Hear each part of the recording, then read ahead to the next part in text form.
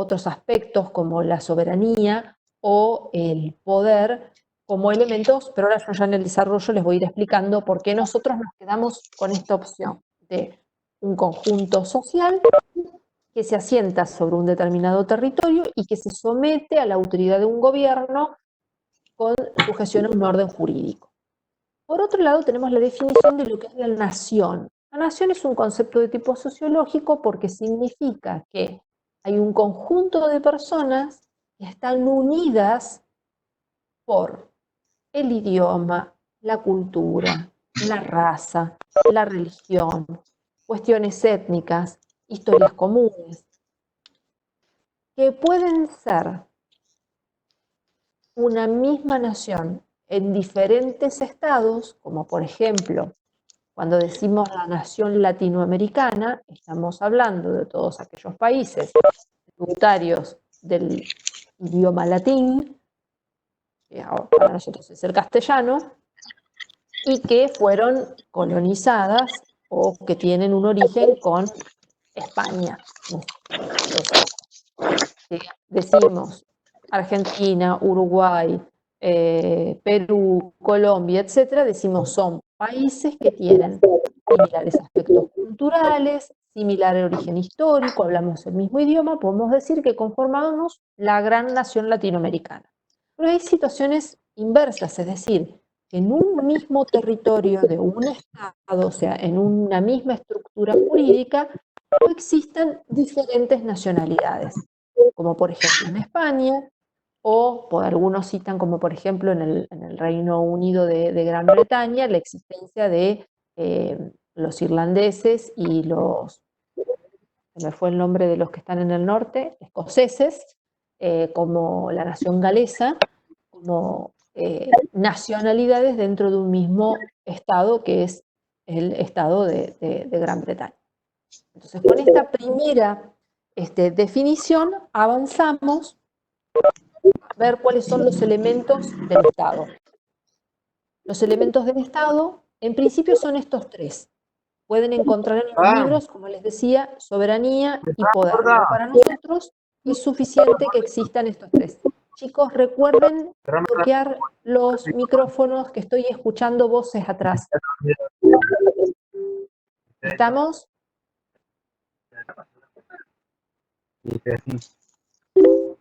¿Me escuchan? Silencien los micrófonos. Bien, entonces los tres elementos son pueblo, territorio y gobierno. El pueblo es el elemento humano, obviamente, es la parte estable, que tiene una convivencia habitual y permanente dentro de un espacio físico, es la que también tiene los derechos civiles, los derechos políticos. Si bien ustedes no tienen en esta asignatura la explicación de cómo se dividen las distintas categorías de los sujetos que integran el pueblo, nosotros aquí igual se las pusimos porque nos parece que es relevante que entiendan que el pueblo está conformado por el conjunto de personas. Si hoy hiciéramos un corte, digamos, en el territorio argentino, diríamos que tiene un número cualquiera, 46 millones de habitantes. Entre esos 46 millones de habitantes vamos a tener personas menores de 18, mayores de 18.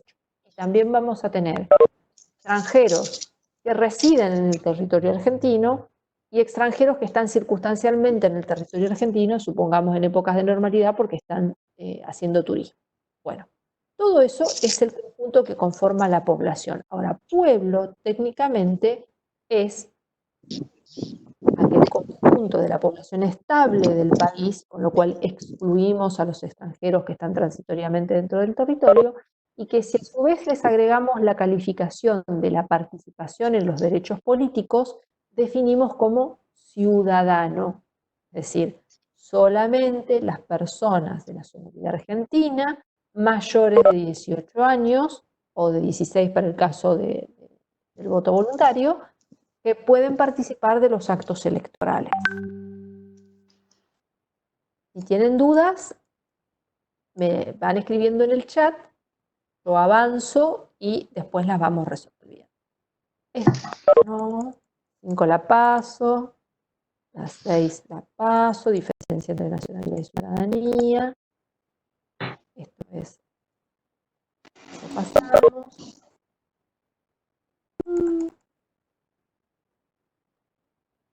Todo esto es la explicación que yo les decía, que ustedes la tienen en el Word, la tienen en el PowerPoint, pero no es imprescindible. Yo se los pongo porque no lo van a ver en otro lado y me parece que tienen que conocerlo, pero no forma parte del contenido curricular básico de esta unidad.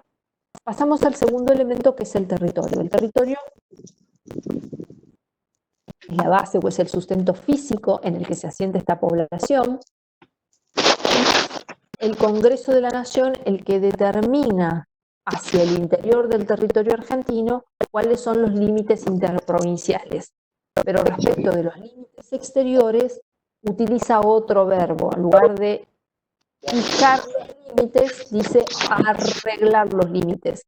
El uso del verbo, así como hablamos de las expresiones cuando vimos las clasificaciones de las normas, tienen que ver con que los límites exteriores de un país se acuerdan o se fijan, no se determinan con la anuencia del país lindero con el cual tenemos que establecer los límites. Por eso se habla de los conflictos de límites, los conflictos de límite con Chile, o el conflicto de límites que tuvimos en su momento en Uruguay por el río de la Plata. Son las formas de determinación de los bordes externos de un determinado territorio. Todo esto también no lo vamos a pasar. Territorio.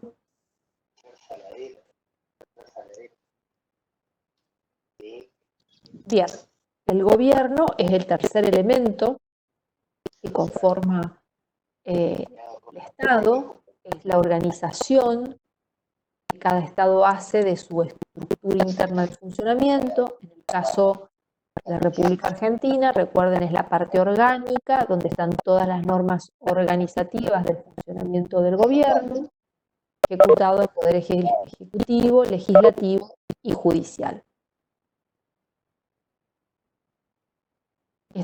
Todo lo que es gobierno, ustedes lo van a ver en la otra materia, en Constitucional 2, y tienen varias unidades destinadas a estudiar cada uno de estos órganos. Pero de la relación de los elementos del Estado surgen las formas de Estado que vemos en la bolilla 2 y las formas de gobierno que vemos en la bolilla unidad 3. Cuando se relaciona el territorio con el gobierno, tenemos las formas de Estado: unitarias, federales y confederaciones de Estado. Y cuando se relaciona el gobierno con la población, tenemos las formas de gobierno. Y aquí hay una diversidad de formas de clasificación que ya las vamos a ver más adelante.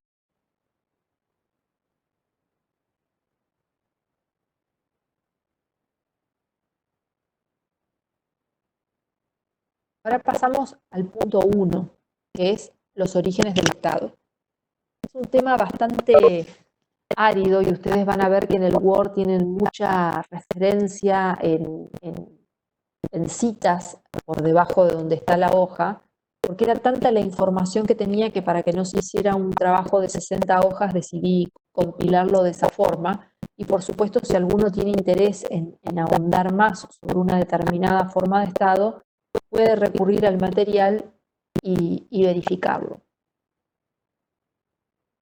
El orden en el que están puestos los autores es un orden aleatorio que a mí me pareció el más apropiado. Empecé por el más sencillo, que es Lowenstein, y terminé con Sorensen, porque creo que Sorensen no habla del origen del Estado, sino que muestra cómo es el Estado actual, cómo pasamos del Estado anterior al Estado, por decirlo de algún modo, moderno liberal en el que nos encontramos en el siglo XXI.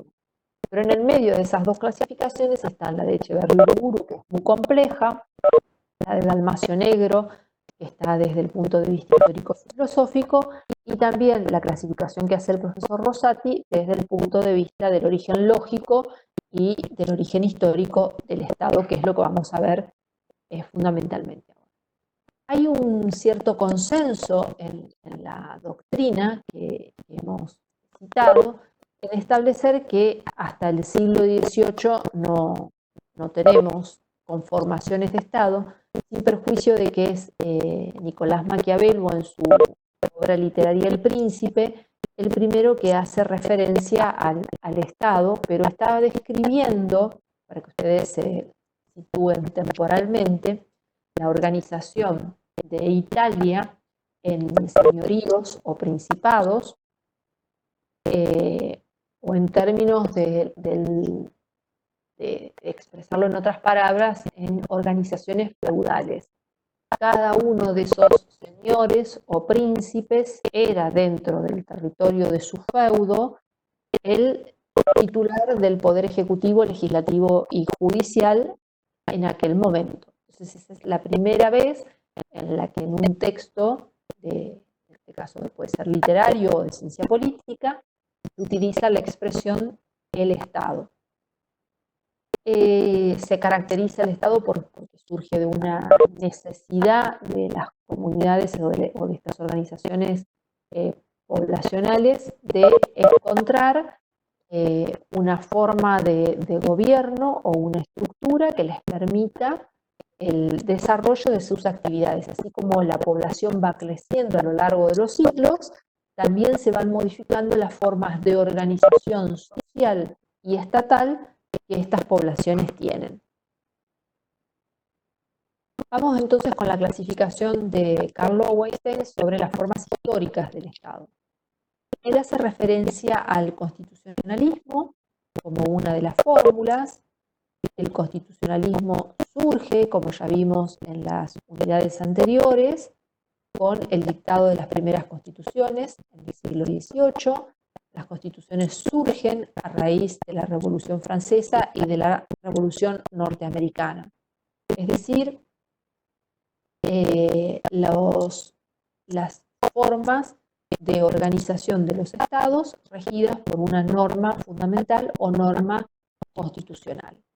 Por otro lado, caracteriza las autocracias, que nosotros los vamos a ver en otras clasificaciones como una forma de gobierno, pero no como una forma de Estado, que es aquella decisión que toma un grupo reducido de personas, en general de una clase determinada, rica o alta, que detentan el poder de manera absoluta.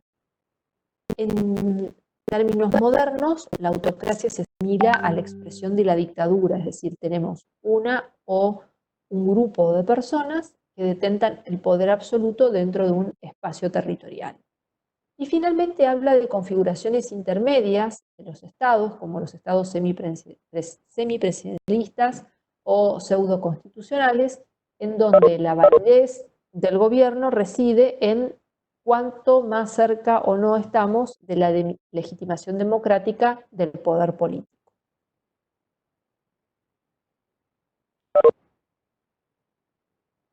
Vamos a analizar ahora las clasificaciones de Etxeberry y Uruburu. Etxeberry y Uruburu hace una clasificación mucho más extensa de las formas y particularmente a mí me pareció que era importante todo el desarrollo que él hace del surgimiento del capitalismo, porque, digamos, si bien es una forma que podemos retrotraerla hacia atrás en el tiempo, es una mirada de cómo el sistema económico o el sistema rentístico tiene una incidencia en la formación del Estado.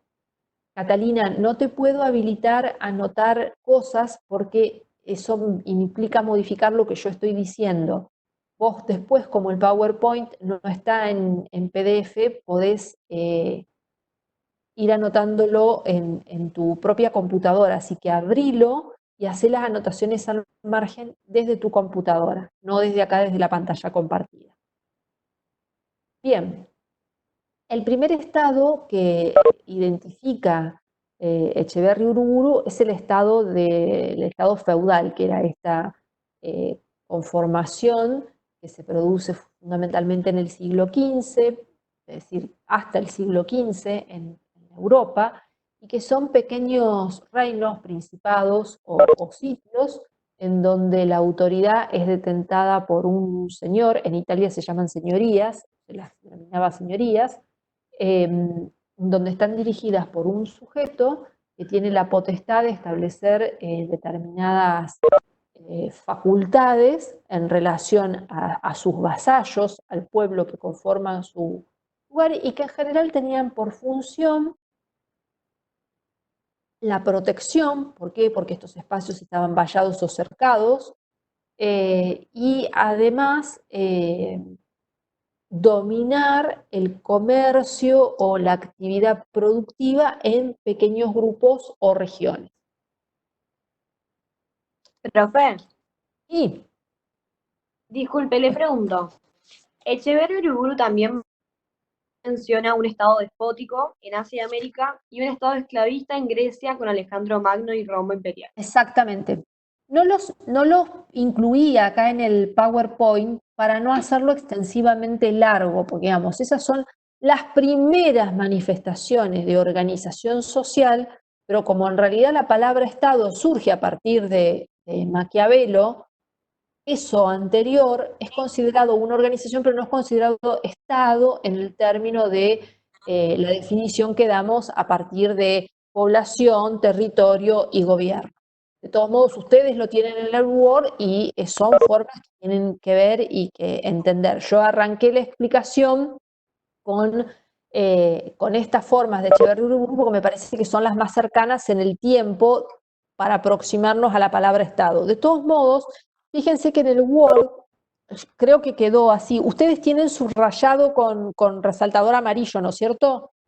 Sí. Bueno, en Echeverri probablemente ya pasa otro color, pero tienen como la parte, esperen, miren, voy a compartir otra pantalla. A ver si puedo. Sí. ¿Están viendo? Sí, profe. Quiero mostrarles algo en particular. Señores, ¿qué hora?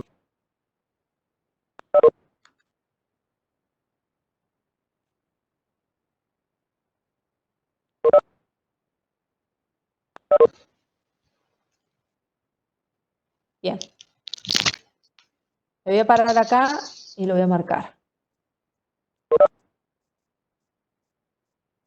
Esto que yo les decía al principio, las clasificaciones tienen que ver con distintos puntos u orígenes de dónde se para el que está escribiendo el texto, que puede ser histórico, lógico, filosófico, sociológico o puramente jurídico. Cualquiera de las opciones son válidas. De hecho, se van a dar cuenta que cuando yo hago el análisis del texto de Dalmacio Negro, no desarrollo algunos de las clasificaciones, porque ya las había desarrollado Echeverri Uriburu. Entonces, puede cambiar una palabra, pero cuando nos situamos en cuáles son los hitos que marcan la evolución del origen del Estado, vamos a estar de acuerdo en que la mayoría de los textos hablan del feudalismo, todos los textos hablan de las revoluciones francesa y de la revolución norteamericana, todos los textos hablan del Estado constitucional a partir de este periodo, todos los textos hablan del Estado social a partir de la Primera y la Segunda Guerra Mundial, todos los textos hablan del Estado capitalista, todos Hola, los textos profe. hablan del Estado soviético. Sí. Disculpe, no se ve lo que comparte. Ah, bueno. Fíjense en el Word, si lo pueden abrir, en la página 9, dice, antes de empezar con la clasificación de Lowenstein, hay un parrafito muy breve que dice formas históricas del Estado. Se los leo mientras dice, los diversos autores que han tratado el tema utilizan en el desarrollo de sus textos las perspectivas históricas, lógicas, sociológicas o filosóficas para clasificar el surgimiento del Estado con las características propias del devenir histórico hasta llegar a nuestros días. En este sentido, se advertirá que hay coincidencias en la denominación de la forma y que resulta relevante el siglo, decenio o año en el que cada una de estas formas es descrita. ¿Entienden?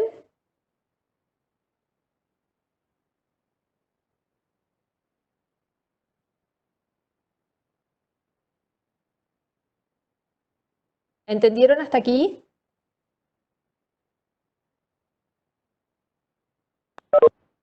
No veo nada. ¿Alguno que active el micrófono y me conteste? Yo sí entendí. Perfecto. Bueno, entonces volvemos a la clasificación de Echeverri.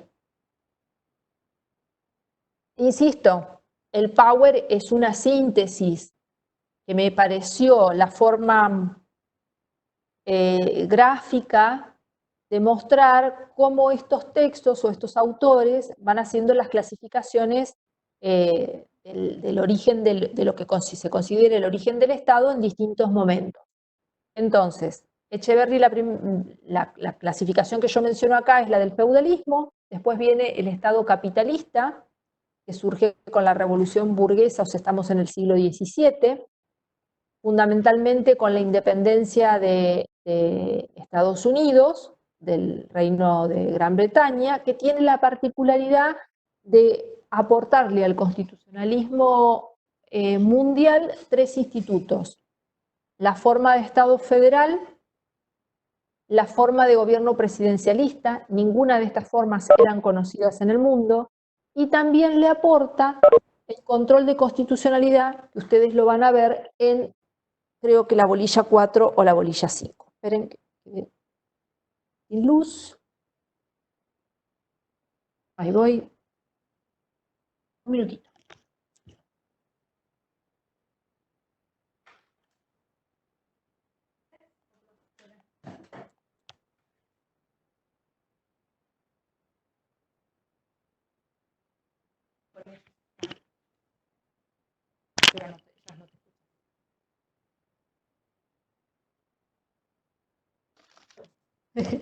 Sí, un recreo. Ahí sigo.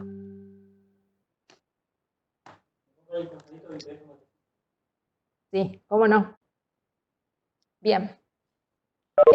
Les decía, el Estado capitalista, que fundamentalmente tiene estas características que van a subsistir en el tiempo, con la determinación de la economía en el proceso de la conformación de la organización social. Por supuesto, los estados ya para este momento se organizan sobre la base de los sistemas federales, unitarios o confederaciones de estado, son propios del siglo XVIII. También vemos que en la evolución de los derechos acá empezamos con los derechos individuales, acuérdense que son los que surgen fundamentalmente con estas dos revoluciones. Y la característica más resaltada, diríamos, es la separación e independencia de las funciones dentro del gobierno. Lo que nosotros decimos el sistema de frenos y contrapesos entre las funciones ejecutiva, legislativa y judicial. Las leyes están a cargo de un órgano específico que es el Congreso, o de un cuerpo electivo, Congreso o Parlamento, que es el nombre con el que se lo conoce, y el Ejecutivo es en el sistema del parlamentarismo monárquico, representado por el primer ministro de la Nación de Inglaterra y las relaciones exteriores llevadas adelante la reina o la monarca.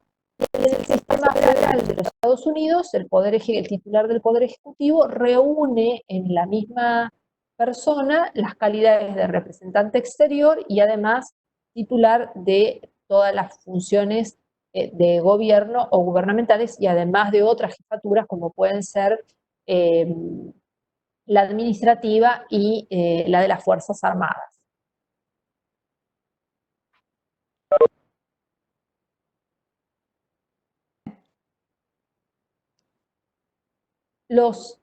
Las otras formas de Estado que introduce este autor son la forma de Estado socialista, que surge en 1917, cuando la Revolución Rusa derroca el sistema de los zares, que es un sistema similar a la monarquía, pero específico de ese país. Y se introduce este esquema que les sugiero lean el texto, porque el texto es mucho más rico que yo lo que pude resumir acá en este momento, pero tiene un derrotero desde 1917 hasta nuestros días, de mucha trascendencia en relación a cómo una forma de gobierno que se opone sustancialmente a lo que es la Europa continental y el sistema latinoamericano, persiste durante mucho tiempo hasta que, bueno, finalmente se produce no diría la disolución del Estado soviético, pero sí la finalización de este periodo en donde existe un sometimiento de la clase obrera a la burocracia propia del Estado soviético. La otra categoría de estados que introduce es lo que se conoce como el Estado-nación, es decir, cuando juntamos los conceptos sobre los que yo hablaba al principio, la definición de Estado y la definición de la nación, es decir, cuando coexisten en un mismo espacio territorial las dos características, el sentido de pertenencia con la naturaleza jurídica del Estado como una organización con un pueblo, un territorio y un gobierno, delimitado por las fronteras físicas o las ficticias o artificiales. Y obviamente estos estados están sometidos a una estructura jurídica o a una norma jurídica que en la mayoría de los sistemas son las constituciones nacionales. Profe, Sí, tengo una duda con respecto a las etapas que atraviesa el Estado capitalista que nombra sobre el sí, periodo acumulativo. sí, espérate que No me pude vuelvo, entender de qué trata. espérate que vamos a ir acá, un minuto. Es bastante complejo, por eso yo se los he marcado. Bien, cuando Echeverri Uriburu dice el Estado tiene una función, el capitalismo tiene una función cohesionante, que es garantizarle los intereses a las clases capitalistas, después establece que hay distintos periodos o etapas entre el siglo XVI y el siglo XX. El primer periodo, que es el acumulativo, es entre el siglo XVI y el siglo XVIII. Ahí es cuando se produce todo el proceso de la división a través de los estados monárquicos. Siempre piensen que cuando se está haciendo la descripción de los estados, se está haciendo la descripción de un proceso histórico, que pueden ser las revoluciones o pueden ser otros hechos, pero en general aquí las marcan las revoluciones. Estamos hablando de un determinado espacio geográfico que en general son las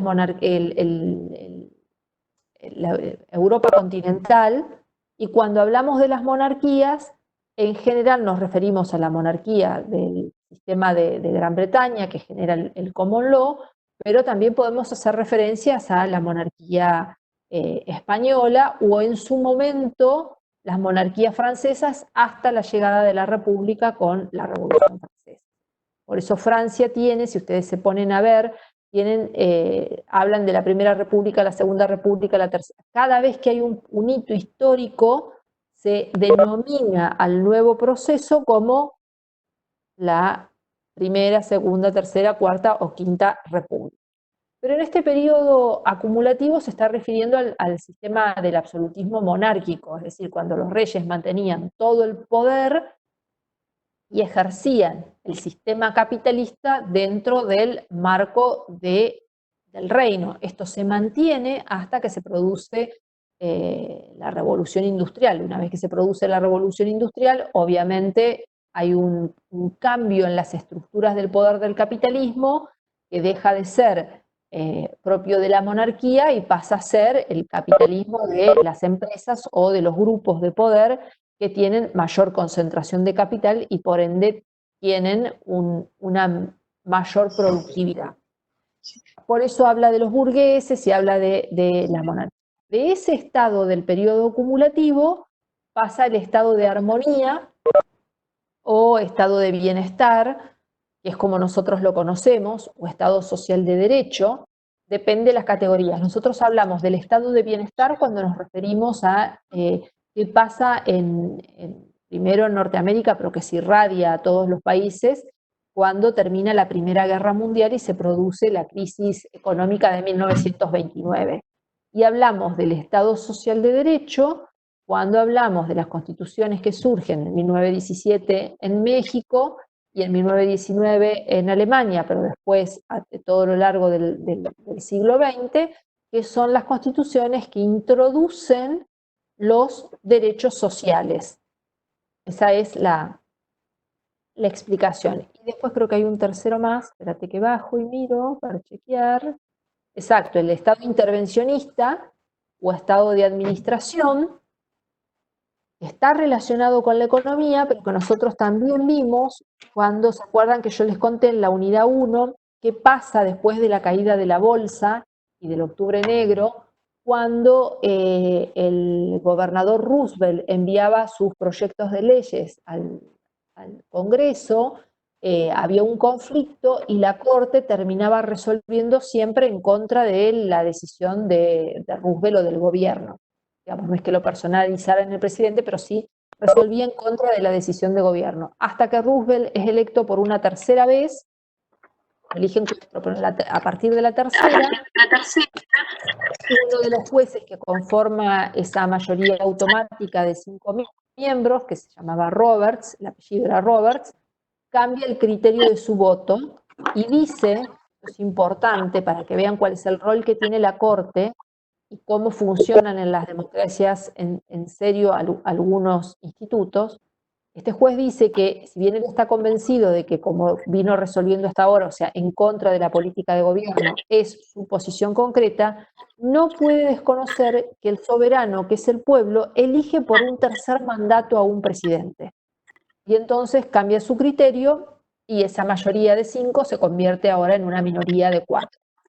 Eso es lo que se denomina en Estados Unidos, pero bueno, acá lo van a ver explicado desde la posición de las teorías económicas de Keynes o desde el marxismo, como una evolución del capitalismo, porque el Estado, que hasta ese momento solo era garante de la justicia, la seguridad y la educación, empieza a tomar medidas que se denominan intervencionistas. ¿Por qué? Porque interviene en la regulación de las relaciones privadas comerciales. Por eso está en el marco de este contexto de Estado capitalista. Si no está claro, lo volvemos a repetir en la próxima clase para no detenernos tanto. Yo voy a volver al... ¿Cómo vamos hasta acá? Bien. Esto no se preocupen si no entienden, porque es complejo. Yo sé que es complejo, pero por eso yo les marqué en el Word con el resaltador las cosas que a mí me parecía que eran importantes que fijaran, y hicimos esta síntesis en el Power para que a ustedes les sirva como una guía de estudio. Podemos repetirlo en la clase del jueves para sacar dudas, y si más adelante siguen teniendo dudas antes de que pongamos el nuevo trabajo práctico, nos volvemos a juntar todas las veces que sea necesario para explicarlo. El próximo autor que analizamos es Dalmacio Negro. Dalmacio Negro escribe desde fundamentalmente la historia, la filosofía y la teología. Los que estuvieron viendo el material de la nube, aunque yo les dije que no leyeran, tienen algunos capítulos de este libro para ir a controlar y contrastar la información. Se van a dar cuenta que les puede resultar difícil de leerlo porque justamente está escrito para, les diría que para un nivel de posgrado, pero bueno, a mí me pareció que era importante que ustedes pudieran conocer que hay otras formas de hacer esta clasificación de los estados, y como nosotros se los podemos pasar como un resumen, me pareció que estaba bien que lo conocieran. También hace referencia a que el surgimiento del Estado se da con esta novela del Príncipe de Maquiavelo, habla de las monarquías, habla del Estado soberano, y cuando habla del Estado soberano acá se introduce ese concepto de soberanía que yo les había hecho mención, que tiene que ver con la época en la que se conforman los primeros estados. Para aquel entonces, un Estado se caracterizaba justamente por ser un ente soberano. Esto significaba que no tenía incidencia ni injerencia de otros estados o de otros organismos en su formación. Hoy este concepto de la soberanía es analizado desde otra perspectiva, porque si siguiéramos sosteniendo esta posición de Juan Bodino o Chen Bodin, como ustedes lo quieran pronunciar, veríamos que son imposibles las uniones internacionales de Estado, como por ejemplo la Unión Europea o el Mercosur o la OEA. Digamos, son opciones en las que los estados eligen la conformación de órganos internacionales en los que delegan, en algunos casos, la solución de los conflictos, la resolución de los conflictos a órganos internacionales. Toda esta posibilidad que tienen hoy los estados en el siglo XX y XXI, porque no es propio de este siglo, sino que ya arrancó en el siglo XX, era inconcebible en la teoría de la soberanía de Bodino o de Boudin, como ustedes lo quieran pronunciar, que aparece en el siglo XVI, definiendo la soberanía como aquel poder supremo, superior, sobre las personas, sobre los súbditos. Incluso las palabras que se utilizan no son palabras que hoy nosotros utilicemos. O sea, nosotros hoy no nos referimos a los súbditos de un Estado, nos referimos a los ciudadanos de un Estado o a la población de un Estado. Pero sí seguimos hablando del sometimiento a la ley o al derecho o al Estado de Derecho o al Estado constitucional de Derecho de esta población o de estos ciudadanos.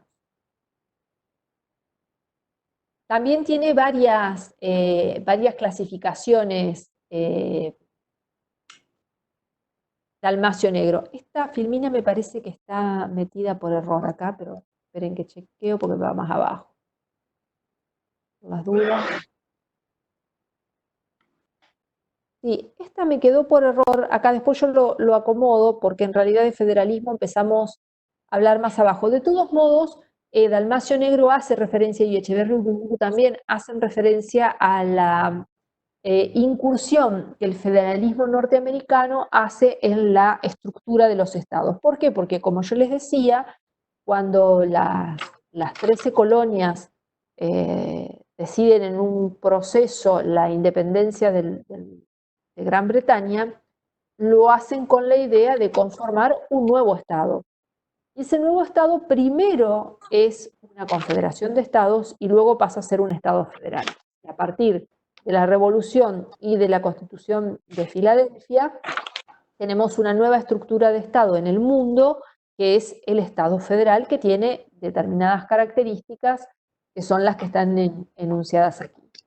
Pero fundamentalmente, insisto, la Revolución norteamericana le trae al mundo constitucional tres institutos importantes: la generación del Estado federal, la generación del sistema de gobierno presidencialista y el control constitucional como una manera de establecer un límite que se conoce con la expresión inglesa de self-restraint en relación a la limitación que hacen el Poder Judicial o los jueces en relación a los otros poderes del Estado, pero que tiene que ver con el equilibrio o las funciones del Estado moderno. Esto sintéticamente es lo que aporta el federalismo norteamericano. Otras clasificaciones que trae son las del Estado moderno, el Estado totalitario y el Estado de bienestar. El Estado moderno se dice que nace con la Revolución Francesa, y ahí él hace una subclasificación en cuál es el aporte que hace la Revolución Francesa, cuál es el concepto de Estado-Nación, el concepto de Estado de Derecho, que insistimos varias veces, que surge con la Revolución Francesa de sometimiento de los ciudadanos y de los gobernantes al derecho, y el Estado social. Habla después del Estado totalitario, fundamentalmente en el siglo XX, como un surgimiento después de la Primera Guerra Mundial. Profe, Sí, no entiendo, a ver, todo lo que usted está nombrando sobre la revolución, el Estado-Nación, el de derecho y el social, ¿son estados que experimentó el Estado moderno o cómo es la clasificación? no. La clasificación que hace Dalmacio Negro, las primeras, era esta: monarquía, Estado soberano, después habla del federalismo norteamericano, después sigue con el Estado moderno, La próxima clasificación es el estado totalitario y la próxima es el estado de bienestar. Recuerden que yo les dije que los autores mencionan con el mismo nombre diferentes periodos, entonces para que ustedes no se confundan, vayan siguiendo estos ejes. Nosotros tenemos las revoluciones francesas y norteamericanas que marcan un hito, y en ese hito tenemos el surgimiento del Estado constitucional, tenemos el surgimiento de los derechos de primera generación, civiles y políticos, tenemos lo que se denomina el Estado constitucional o el Estado de Derecho, y después así vamos avanzando en el tiempo con otros hitos históricos y otras formas de Estado. Pero fundamentalmente se habla de que el Estado moderno surge, sí, con la Revolución Francesa, o sea, siglo XVIII. Yo no me quiero detener tanto en Dalmacio porque es, más allá de que a mí me guste, me parece que es complejo de entender, y sí me parece que ustedes tienen que prestarle atención a las categorías de Lowenstein, de Echeverri Uriburu y de Sorensen. Ahora vamos a llegar al final a él y ya les cuento por qué. Las otras me parecen más complejas. Y entre esas que me parecen complejas está la clasificación de Rosati, porque habla, o sea, volvemos para atrás en el tiempo, empieza con los griegos, después habla del naturalismo y ahí aparecen los pensadores como Santo Tomás de Aquino. Después habla del periodo contractualista. Ustedes lo ven también en Introducción al Derecho, los que lo estén haciendo de manera simultánea, pero fundamentalmente es importante que entendamos cuál es el pensamiento de Hobbes, de Locke y de Rousseau en este concepto de entender que la sociedad necesita estar unida por un contrato social, que el hombre es bueno por naturaleza, pero que necesita tener una norma jurídica que lo contenga y que lo obligue a cumplirla.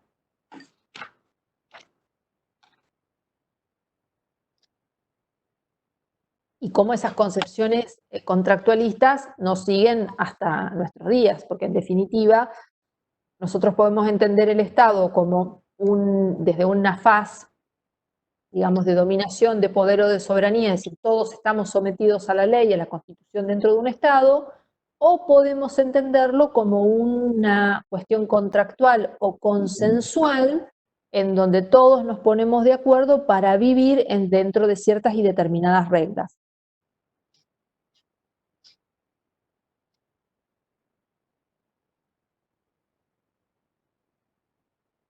Bueno, yo esto se los pongo, pero para mí es meternos en un esquema que no, a mí porque no me gusta, les aclaro, si a alguno de ustedes les gusta lo puede estudiar y lo puede profundizar, pero yo no le doy demasiada injerencia a las clasificaciones del marxismo clásico, ni a las de Weber, porque lo de Weber lo van a ver, el marxismo lo van a ver tanto en ciencia política como en sociología, o sea, los fines del derecho constitucional no inciden demasiado en la conformación del Estado. Y sí me quiero detener en Sorensen. Sorensen es un autor, no me acuerdo si es noruego o finlandés, pero es nórdico, seguro, que plantea cómo evolucionamos del Estado moderno al Estado posmoderno. Y este planteo de la evolución del Estado moderno al posmoderno es mucho más fácil de entender para nosotros porque empieza a hablar de cómo la tecnología incide como un vector trascendental. Acá ya no estamos hablando de que las transformaciones se producen por las guerras o por hechos traumáticos, sino cómo el sistema capitalista hace que la tecnología produzca cambios en relación a las organizaciones de los estados. Entonces, en esta clasificación él dice que primero los estados producen una transformación en sus gobiernos de manera avanzada, analiza las funciones que cumplen los grupos y los individuos en estas sociedades y también en el ámbito internacional, por eso es importante verlo en términos temporales, que esto sucede en el siglo XX y en el siglo XXI. Y cómo esto se caracteriza, este gobierno o estos estados se caracterizan por lo que se conoce con la expresión de la gobernanza multinivel o transgobernanza o transnacional. Esto significa hablar en términos de gobiernos participativos y abiertos. ¿Entienden hasta acá?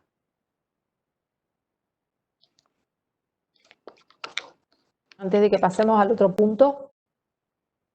Sí, profe, se entendió. Perfecto. Bien, igual recuerden que lo repasamos con los textos, con el Word, y el jueves volvemos sobre este tema si les queda alguna duda o algo que no entiendan. En el segundo punto nosotros tenemos la constitución, o sea, el Estado de Derecho y la constitucionalización del poder. Es un tema que nosotros ya vinimos desarrollando cuando hablamos del surgimiento del Estado de Derecho con la Revolución Francesa, pero son aspectos que tienen que ver más con la visión de las ciencias sociales, la ciencia política, en términos de que el poder es una manifestación del gobierno. Por eso yo les hacía referencia que hay algunos autores que ponen como elementos del Estado, además del territorio, la población y el gobierno, la soberanía y el poder. Sobre todo los que siguen la doctrina francesa. Pero nosotros entendemos que el poder no es en sí mismo un elemento del Estado, sino que es una manifestación del funcionamiento de los órganos del Estado. Pero bueno, aquí está como un contenido y nosotros tenemos que desarrollarlo del modo en el que está hecho aquí. Entonces hablamos de la determinación del concepto de Estado como un concepto jurídico, de los problemas políticos y sociológicos que tiene el Estado entre sus orígenes y sus fines, siempre teniendo en cuenta que el fin del Estado es el bien común de la comunidad que lo integra, los problemas comunitarios que se dan dentro de la estructura del Estado y cómo el derecho constitucional es una ciencia que se constituye para estudiar no solo la Constitución, sino la organización política, jurídica y gubernamental de un Estado, en el contexto de una norma constitucional, que tiene por objeto esta constitución política y social que organiza una determinada comunidad jurídica bajo la forma de un Estado. Tenemos un periodo un periodo histórico en el que las constituciones, digamos, perdieron cierta importancia, que se conoce como la crisis del constitucionalismo clásico, y que es el periodo en el que se producen las guerras. Cuando se producen las guerras, no solo hay un problema a nivel de la organización de los estados y del valor que tienen las constituciones, sino que también los estados empiezan a ver que es necesaria, o que sigue siendo necesaria, la organización internacional, y por eso surge Naciones Unidas o la Organización de Naciones Unidas tal cual como la conocemos hoy a nivel mundial, o la Organización de Estados Americanos para los países de habla castellana o de latino. Entonces a esto hace referencia el surgimiento del constitucionalismo. Y volvemos otra vez a repetir los preceptos de que la Primera Guerra Mundial fundamentalmente, pero en la Primera y la Segunda Guerra Mundial se produce en el mundo la modificación o las reformas de distintas constituciones que empiezan a ver que esos conceptos del derecho individual clásico, liberal, no son suficientes para garantizar la accesibilidad a la justicia, a la educación,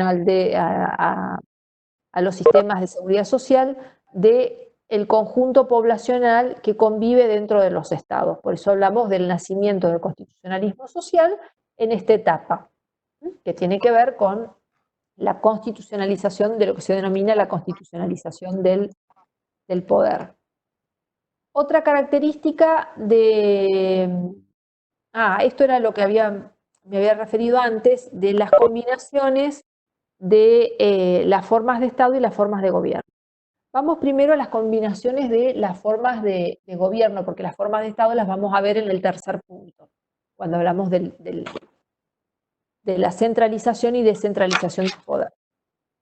Hay una clasificación de Aristóteles, que es con la que vamos a trabajar primero, pero siempre es bueno saber que las formas de gobierno en el mundo se conocen como el presidencialismo, una versión latina que es la del semipresidencialismo, el parlamentarismo continental e insular europeo, las autocracias y las democracias.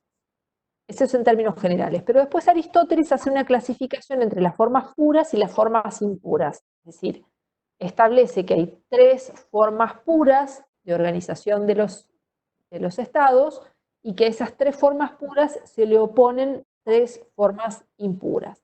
¿Cuáles son las formas puras? La monarquía, puras o perfectas. La monarquía, que es el gobierno de una sola persona. La aristocracia, que es el gobierno de un grupo selecto, una clase alta o una clase que persigue un interés general. Y las democracias, que son aquellos casos en los que el gobierno es el gobierno de uno para todos o en el interés general. Digo de uno porque los titulares de los poderes ejecutivos son en general unipersonales. A esas formas puras de monarquía, aristocracia y democracia se le ponen las formas impuras o corruptas, como también las denominan, que son la tiranía, la oligarquía y la demagogia. La tiranía es el gobierno de uno solo. Hoy nosotros decíamos la tiranía se asocia a las dictaduras o los gobiernos despóticos. Las oligarquías son el gobierno de un grupo que persigue en general los intereses solamente de ese grupo, o sea, el beneficio solo para un determinado sector. Y finalmente la demagogia, que es la dominación tiránica del pueblo en interés de una mayoría y que hoy modernamente podríamos asociarlo a lo que se conoce con el nombre de populismo.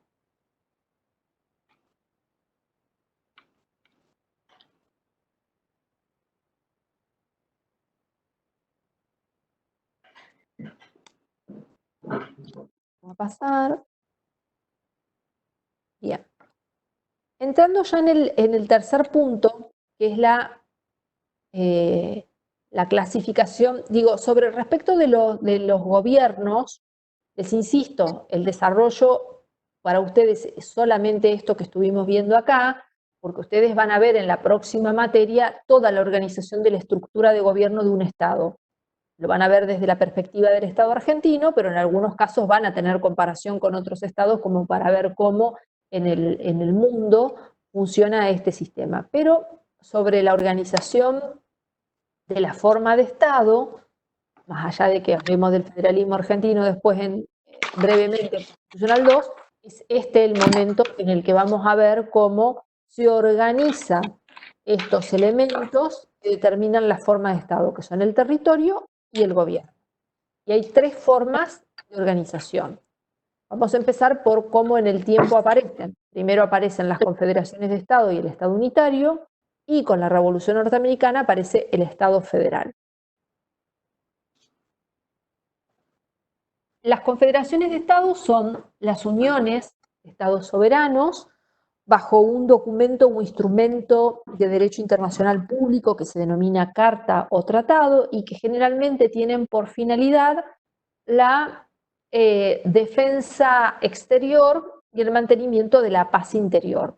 Pero son decisiones que se toman en el órgano confederado que se aplican a los estados, o sea, a la organización territorial, no a los individuos que forman parte de cada uno de estos estados soberanos. Es decir, los estados que lo conforman siguen manteniendo su soberanía, delegan algunas facultades en el órgano confederado y mantienen 2 grandes derechos. El derecho de secesión, que quiere decir separarse, y el derecho de nulificación, que es no aplicar una decisión del órgano confederado en el territorio que decide no hacerlo. Fundamentalmente esta es una forma de gobierno antigua que ya no existe, porque en general todas las confederaciones de Estado han mutado o han devenido en estados federales, como por ejemplo Estados Unidos, que antes de ser un estado federal era una confederación de estados fundamentalmente entre el periodo de 1778 y 78 y el 87, cuando se sanciona la Constitución. Y hay otros ejemplos ahí en el Power, como la Constitución Federal de Suiza o la Confederación Germánica hasta 1866. Pero generalmente esta es la descripción que nosotros decimos tiene que ver con las confederaciones de Estado. Reitero las características. Los estados que la conforman son soberanos y no pierden su soberanía. Es un organismo de derecho internacional público. Está fundado en una carta o en un tratado internacional, que es el documento que nuclea a los estados soberanos. Mantienen el derecho de nulificación o secesión y en general se unen en confederaciones de Estado para la defensa exterior, en la defensa del ataque exterior y el mantenimiento de la paz interior.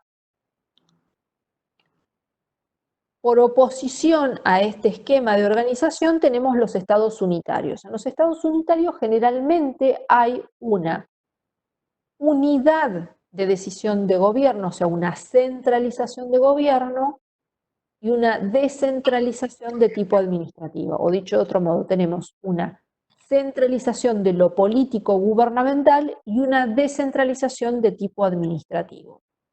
Hay varios estados en el mundo que obtienen esta forma de estado federal. Yo les menciono ahí los más cercanos a nosotros, nuestros vecinos, Chile y Uruguay son estados unitarios, pero también en América, Colombia, Panamá, El Salvador, y bueno, en Europa, Italia y Noruega son algunos ejemplos de organización de estados unitarios. En el proceso constitucional argentino, nosotros tuvimos antes de 1853 dos constituciones de corte unitario, la de 1819 y la de 1926, hay un error ahí en la termina, que por supuesto fracasaron porque no representaban la voluntad de las 13 provincias originarias que terminan conformando la Constitución en 1853. Las características que tienen los estados unitarios, digamos, los autores entienden que son ventajosas, es que hay una centralización de la toma de decisiones de tipo político y que eso evita la fragmentación de la autoridad del Estado. Hay una uniformidad en la aplicación de la ley y se reduce la burocracia estatal. En general funciona, y esto es un análisis que ustedes también van a poder hacer, van a dar cuenta que si ustedes se posicionan frente a un planiferio o un mapamundi, van a ver que los estados que tienen mayor densidad territorial son los estados federales, se organizan como estados federales, y los más pequeños se organizan como estados unitarios.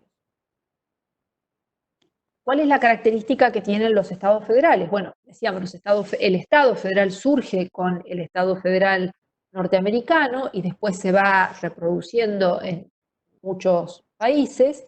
Y la característica es que tienen distintos, en la conformación, los miembros que le integran tienen lo que en derecho decimos diferente capacidad de derecho público. Tenemos un órgano federal que tiene la mayor capacidad, que es la soberanía, órganos de división territorial política y administrativa, o sea, de descentralización política y administrativa, que en general denominamos provincias, como en el Estado argentino, pero para el Estado federal norteamericano se siguen llamando estados, y grado menor de esta capa, que son autónomos, y un grado menor de esta capacidad de derecho público, que es la autarquía. La forma en la que se decide la unión de estos estados es que, siendo estados soberanos, ceden una porción de esa soberanía para la conformación del Estado federal. Nuestras 13 provincias originales, 14 provincias originales,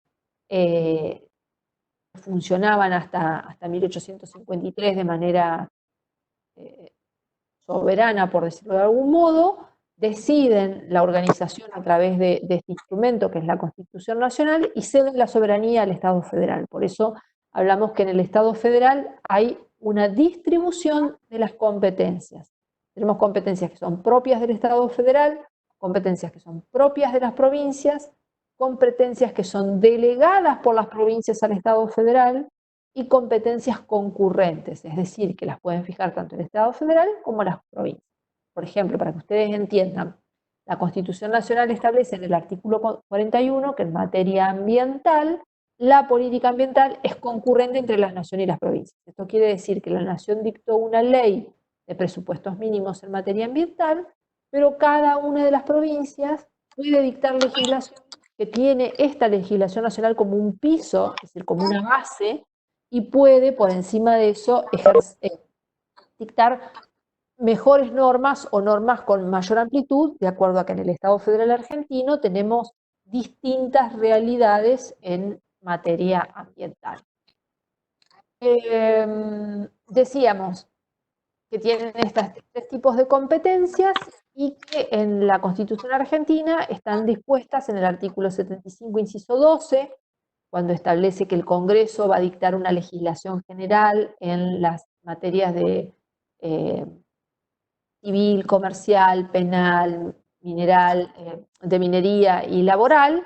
Y acá nos distinguimos del Estado federal norteamericano, porque en Norteamérica cada uno de los estados puede dictar su propia legislación de derecho común, y por eso tenemos estados que admiten la pena de muerte y estados que no admiten la pena de muerte, como por ejemplo estados que admiten el divorcio vincular y estados que no admiten el divorcio vincular. Bueno, estas características hacen que nosotros digamos que el Estado argentino tiene un federalismo que no es similar al de Estados Unidos, aunque es parecido en líneas generales, y tiene un sistema presidencial que no es el sistema presidencial puro del Estado de Estados Unidos, sino que es un semipresidencialismo el que tenemos nosotros vigente. Les decía, los países de mayor extensión territorial son los que se conforman como estados federales, excepto Suiza, que es chiquita, pero bueno, Canadá, Estados Unidos, México, Brasil, Alemania, Argentina, Australia son ejemplos de estados que se organizaron bajo la estructura del Estado federal. Lo pasamos. Bueno, características de la República, esto lo dejo porque es fácil, no va a haber problema. Democracia también. Esto lo volvemos a ver luego. Acá volvemos a federalismo. Profe, Sí. tengo una consulta. Cuando usted empezó a introducir el tema de formas de Estado, dijo algo como que estos estados no pierden soberanía al contar con las confederaciones o con los estados federales. ¿Me puede repetir eso? Porque no entendí muy bien. No, en las confederaciones de Estado son uniones de estados soberanos bajo un pacto o una carta o tratado internacional. Los estados siguen siendo soberanos, las decisiones del Estado confederal se aplican al Estado, pero no a los individuos que habitan en cada uno de esos estados, y los estados conservan el derecho de secesión, que es separarse del Estado confederal. Recuerden, la guerra de secesión de Estados Unidos se llama así porque justamente lo que se produce es la separación de los estados del sur de los estados del norte, producto de, diferencias económicas. En general las guerras tienen que ver con la diferente mirada que tienen las personas sobre los recursos productivos. Los estados del sur eran estados que mantenían la esclavitud porque era la mano de obra para todo lo que tenía que ver con la cosecha del algodón, que era el principio de producción, y los estados del norte eran estados libertarios en donde en general la esclavitud no existía y tenían otros medios de producción. Esa es, en pocas palabras, una explicación de por qué se produce la guerra de secesión. Pero lo que implica es la separación de esos estados soberanos de la confederación de estados que los nuclea. En tanto, en los estados federales no existe soberanía de las provincias o las divisiones territoriales que conforman esos estados. Quien detenta la soberanía es el Estado federal en sí mismo, ya sea en el federalismo de Estados Unidos, en el de Australia, en el de Brasil o en el argentino. Las provincias son autónomas. Quiere decir, la autonomía es el derecho público, un grado menor de la soberanía. La soberanía quiere decir que no reconoce por arriba de ella ningún otro organismo que le imponga condiciones. En cambio, las provincias autónomas sí tienen algo por encima, que en este caso es la Constitución Nacional. Si ustedes leen el artículo 5 de nuestra Constitución, dice, las provincias podrán organizarse siguiendo estas pautas que fija la Constitución Nacional. Ese es un límite material y jurídico a la autonomía de las provincias. ¿Quedó claro la diferencia? Sí, profe, gracias. Bárbaro. Bueno, yo diría que por aquí estaríamos bien como para esta primera introducción. Salgo de la pantalla compartida, así los vuelvo a ver, y les pregunto, porque alguno me consultó hoy si podía hacerme preguntas de las otras unidades y les dije que sí, que era lo que querían saber.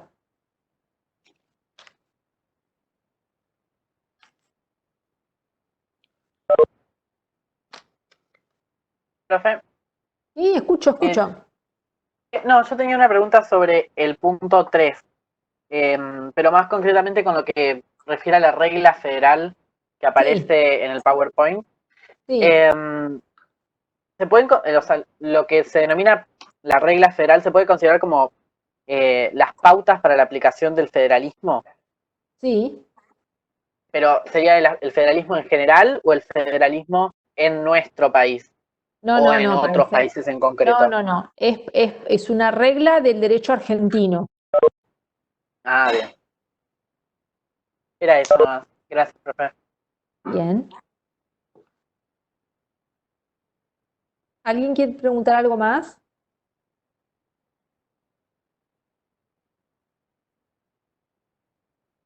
Profe, Sí. ¿qué diferencia hay entre el Estado de Derecho y el Estado constitucional? Porque a veces lo pinta como si es lo mismo y después, por ejemplo, Ayuso establece muchas diferencias. Es No como es que lo es un mismo. avance. Claro. No es lo mismo. El Estado de Derecho surge con la Revolución Francesa. Ujú. Pero la primera constitución que nosotros miramos es la Constitución norteamericana, como constitución escrita, ¿no? Digo, constitución escrita, rígida y formal. Entonces, el Estado de Derecho solo significa que pasamos de una concepción de la monarquía donde el poder le venía de Dios al rey, y el rey resolvía, sitúense en la Francia antes de la Revolución Francesa, en la expresión el Estado soy yo, ¿no? Que era lo que decía Luis, el rey. En esa concepción, en donde el rey creía que la autoridad le venía de Dios y que él podía hacer y deshacer de la forma en la que quisiera, piensen que el concepto de Estado era un concepto sesgado a la visión del monarca, que no tenía nadie, que además las monarquías eran hereditarias, o sea, no había ninguna posibilidad de alternancia, ninguna posibilidad de cambio, o sea, te podía tocar un rey fantástico, te podía tocar un rey nefasto, y hasta que no abdicara, es la renuncia, o no falleciera, no había posibilidades de cambio. En ese contexto, en donde el centro, el eje es Dios y el rey, llega la Revolución Francesa. La Revolución Francesa es bastante sangrienta y prolongada, no es que se da en un solo momento y hay muchas otras causas, pero fundamentalmente, para decirlo de manera sintética, lo que produce es que se empiece a considerar al pueblo como el titular de la soberanía, o sea, es el pueblo el que decide quién van a ser sus representantes. Esto también habla de la teoría de la representación. Y el instrumento jurídico es la declaración del hombre y el ciudadano, es el legado, es decir, pasamos del teocentrismo al antropocentrismo y nos situamos en un estado liberal donde la preeminencia son los derechos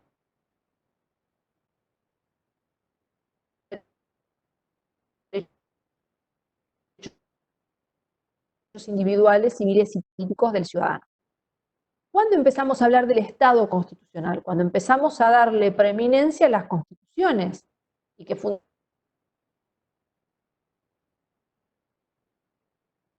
fundamentalmente puede ser constituciones con posterioridad a ese periodo, hasta llegar al siglo XX. En el siglo XX, un nuevo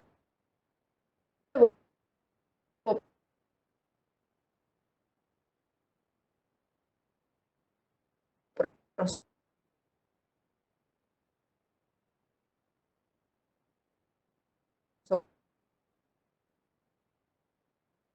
o palabra estamos mencionando el avance o la evolución de los derechos y de las categorías que tienen las constituciones.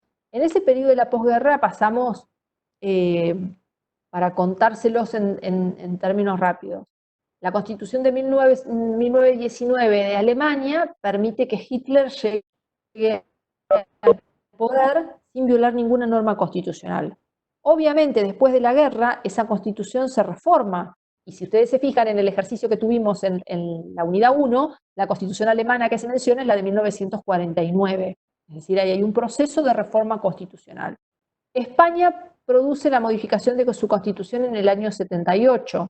La reforma de Brasil para actualizar su constitución es del año, creo que 98, 88, 98, no me acuerdo, pero es mucho más cercana acá en el tiempo, digamos. Todos esos procesos constitucionales o de reformas constitucionales en el mundo, lo que hacen es, obviamente, ampliar el paraguas de derechos por un lado, incorporar nuevas instituciones y darle preeminencia a la Constitución con determinadas características.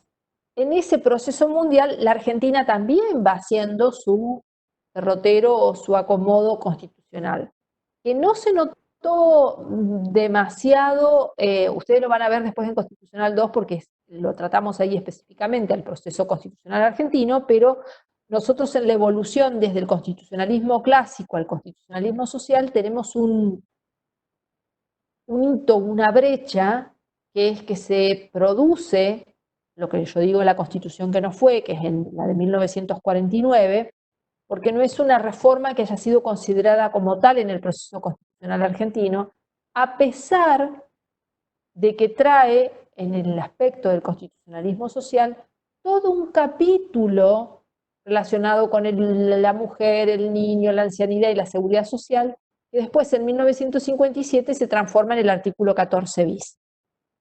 Pero en ese sentido tienen que entender qué significa el Estado de Derecho y el Estado constitucional. Y sí, el texto de Cayuso da muchas pistas y pautas que son atendibles. Sí, está bien la acotación. ¿Alguna otra duda? Gracias, profe. Y tengo otra pregunta.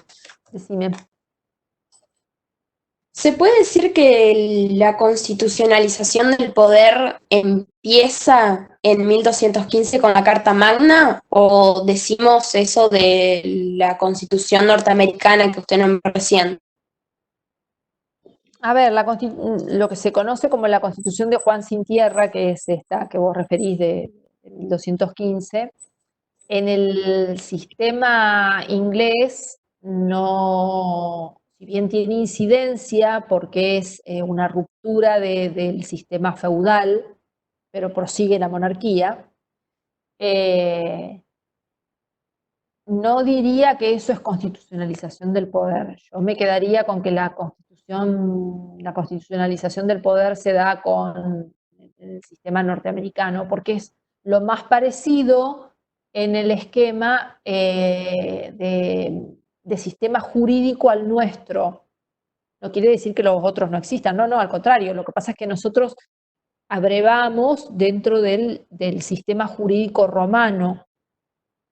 Y dentro del sistema jurídico romano las constituciones son escritas, son rígidas y tienen esta estructura de poder. Incluso recuerden que cuando hablamos de la Constitución de Norteamérica, yo les conté que al principio solamente se reguló la organización del poder, la parte orgánica, que los derechos se dieron por aceptados y por preestablecidos, pero no obstante después en el proceso de enmiendas algunas situaciones se fueron incorporando, sobre todo lo que tiene que ver con el largo derrotero que tiene la situación de la raza negra en Estados Unidos hasta la década del 60, creo que la enmienda es del año 68, 67. Vamos hasta ese periodo, o sea, desde la guerra de secesión que hablábamos hoy hasta mediados del siglo XX, dije bien, ¿no? Sí, mediados del siglo XX, tenemos este planteo sobre desigualdades sociales.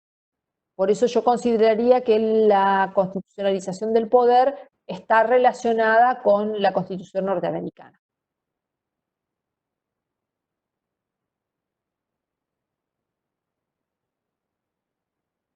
¿Alguna otra duda? Sí. Sí, yo te consulto, en la clasificación de Dalmacio Negro de los estados, también nombra como estado al estado absoluto y al despótico. En este caso Sí. pasa lo mismo que con Echeverri, que eran las primeras manifestaciones sociales que no se consideran como estados hoy en día.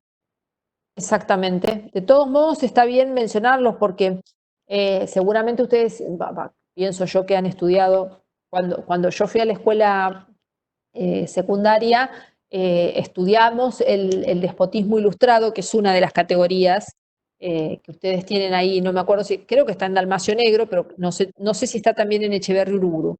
Pero sí, son categorías de evolución del Estado, porque acá no estamos hablando ya del origen. Una vez que sentamos el principio de que el origen del Estado está dado a partir de la mención de Maquiavelo en el sistema de los señoríos feudales de Italia, de ahí en más todo lo que suceda son distintas formas de entender o de clasificar al Estado. Perfecto, gracias. Fíjense, para que ustedes entiendan cuál es el rol que tienen los elementos del Estado, cómo en todas estas clasificaciones de estados que van a ver a lo largo del tiempo, los elementos se mantienen permanentemente. Siempre tenemos una población, siempre tenemos un territorio delimitado por fronteras y siempre tenemos un gobierno, más o menos constitucional, pero siempre tenemos estos tres elementos presentes.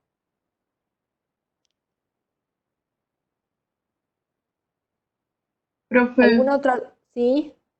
¿podría ampliar la crisis del constitucionalismo clásico? Sí, la crisis de constitucionalismo clásico se da fundamentalmente con la guerra y con la revolución industrial que producen, digamos, el reemplazo de la mano de obra del ser humano por máquinas. Y eso hace que haya una gran crisis de tipo económica, haya...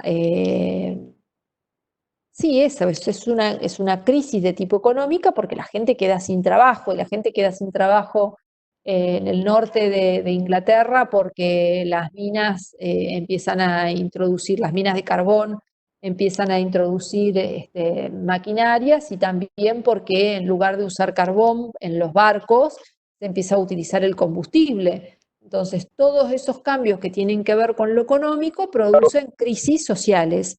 Y las crisis sociales hacen que los estados tengan que tomar medidas, que en este caso son de tipo intervencionistas, para garantizar las situaciones de aquellas clases que se ven más desprotegidas o más vulnerables. Por eso hablamos de que el constitucionalismo social lo que implica es una apertura de quién es el sujeto beneficiario de estos derechos.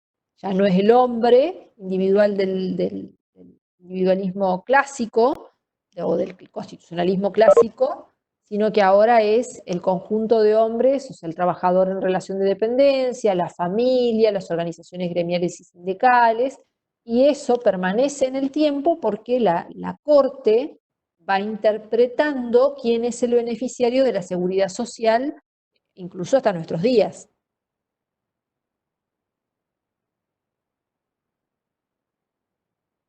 Muchas gracias. De nada. ¿Algo más?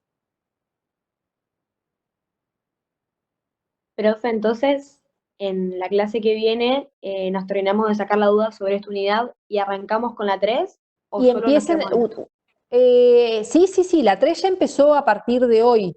Lo que pasa es que en la 3 hay una comisión que ya lo tiene el profesor Malano asignado, y las otras dos comisiones deberían ver la 3 conmigo. Entonces lo que vamos a hacer es, yo en un ratito termino de revisar el trabajo que me mandó el profesor Malano y lo subimos en las 3 unidades. Entonces empiecen a leer, denme margen un par de horitas, porque prometí hacer dos cosas y quiero terminarlas, completar lo que falta de la 2 y subirles lo de la 3, y empiecen a leer la unidad 3. Entonces cualquier cosa el jueves hacemos el repaso de esas unidades. Pero no se preocupen por la 3, porque yo veo que durante todo este mes vemos la 2, la 3 y la 4. Y la 4 tiene 2 semanas asignadas. 2 semanas asignadas en el diseño del cronograma. Pero podemos hacer las clases de consulta los lunes o los jueves, que es el jueves es el día que tenemos clase formalmente, y nos dedicamos todos estos días al repaso de estas unidades sin problema. No obstante, empiecen a leer los textos sugeridos en las unidades, unidad 3. Pueden empezar por ahí. ¿Estamos? perfecto. Bueno, si no tienen más dudas, nos vemos el jueves. Profe, Hasta luego, una profe, última muchas consulta. gracias. Sí. Te quería preguntar, ¿arrancamos a leer por el Word o por los autores? No, empiecen por los autores. Así yo veo qué cambios introduzco en el Word. Por las Gracias, dudas que entonces. vaya a introducir cambios. ¿Está? Gracias. Bueno, nos vemos. Chau, chau. Hasta el jueves.